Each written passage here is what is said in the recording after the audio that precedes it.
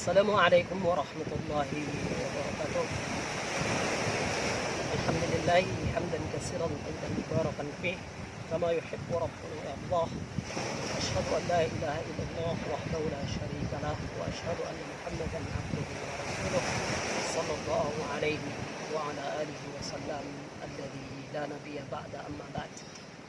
Saudaraku kaum muslimin dan kaum muslimat yang dimuliakan Allah Subhanahu wa taala dimanapun antum berada. Ketahuilah saudaraku kaum muslimin dan muslimat bahwa kehidupan kita ini merupakan ujian dari Allah Subhanahu wa taala. Hidup di dunia ini adalah ujian yang Allah ujikan kepada kita. Akan tetapi kaum muslimin yang dimuliakan Allah Subhanahu wa taala, tahukah kita bahwasanya ujian musibah yang Allah timpakan kepada kita, kata para ulama, innal masaib wal bala imtihanun min Allah azza wa jalla. Ujian ataupun bala yang Allah timpakan itu merupakan ujian yang datang dari Allah Subhanahu wa taala. Fahiya kaddawa alal amrad. Bahkan ujian itu bagaikan obat dari sebuah penyakit, dari penyakit yang diderita oleh seorang manusia. Wa in kana murran, walaupun obat itu rasanya pahit, tetapi obat tersebut apabila digunakan dengan baik, dengan izin Allah Subhanahu wa taala, maka dia akan bisa memberikan obat bagi orang yang sakit. Dengan izin Allah Subhanahu wa taala, maka dia akan menyembuhkan penyakit seorang hamba yang diderita. Kaum muslimin yang dimuliakan Allah Subhanahu wa taala, demikianlah hidup kita ini. Kehidupan yang di dalamnya penuh dengan ujian dan cobaan. Oleh karenanya Imam Ibnu Taimiyah rahimahullah taala alaih mengatakan,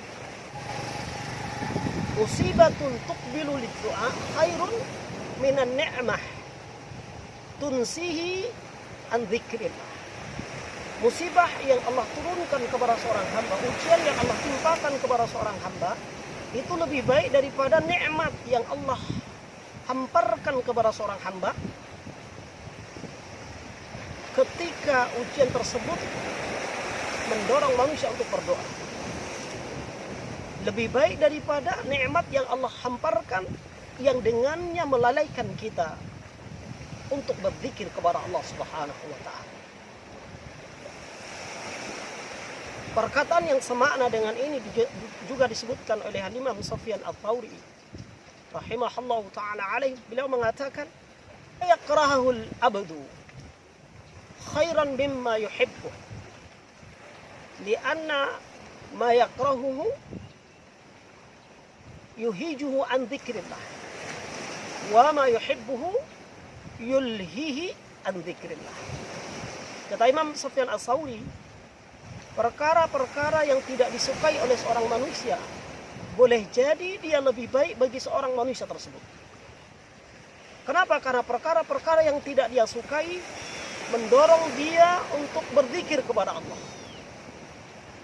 Adapun perkara-perkara nikmat yang Allah bentangkan, perkara yang ia sukai, kadangkala melalaikan dia dari berzikir kepada Allah Subhanahu wa taala. Dan ketahuilah kaum muslimin, saudaraku seiman dan seakidah dimanapun antum berada, Nabi SAW bersabda di dalam hadis yang diriwayatkan oleh Imam Tirmidzi dan yang lainnya. Kata Nabi SAW, inna jaza ma'a idhamil bala.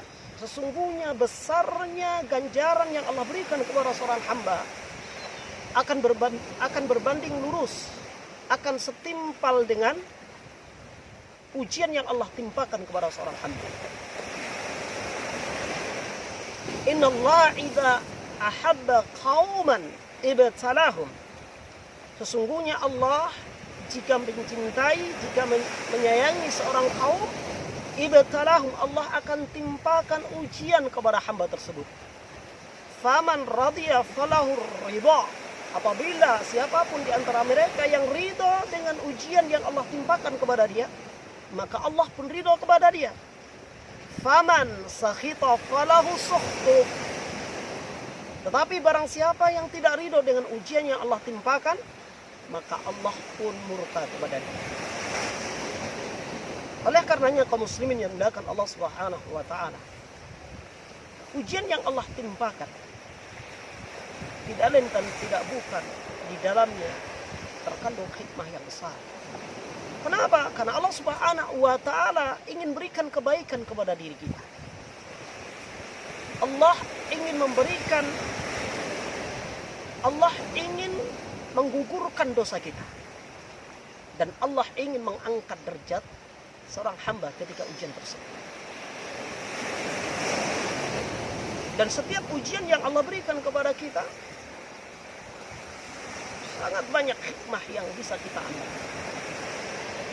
Mengingatkan kita kepada Allah Sang Khalik, Sang Pencipta kita. Melunturkan kesombongan dan keangkuhan kita.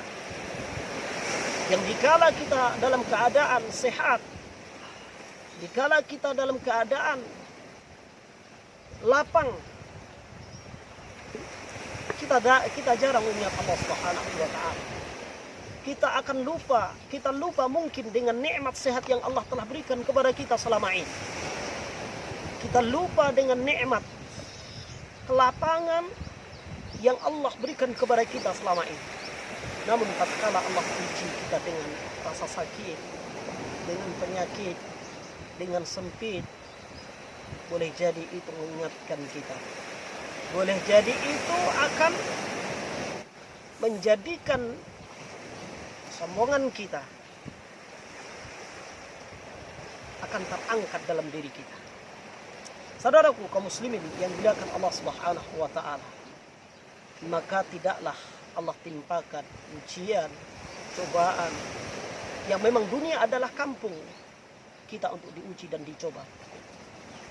Dunia adalah kampung, di dalamnya kita akan menghadapi berbagai macam ujian, dari satu ujian kepada ujian yang lain. Karena dunia darul ibtila, karena dunia adalah kampung ujian. Allah Subhanahu wa taala mengatakan hal ini dalam Al-Qur'an. Allah Azza wa Jalla katakan, "Allazi khalaqal mauta wal hayata liyabluwakum ayyukum ahsanu amala." Dialah Allah yang telah menciptakan hidup dan mati, yang dengannya Allah ingin menguji hamba untuk melihat di antara mereka siapa yang paling baik amal.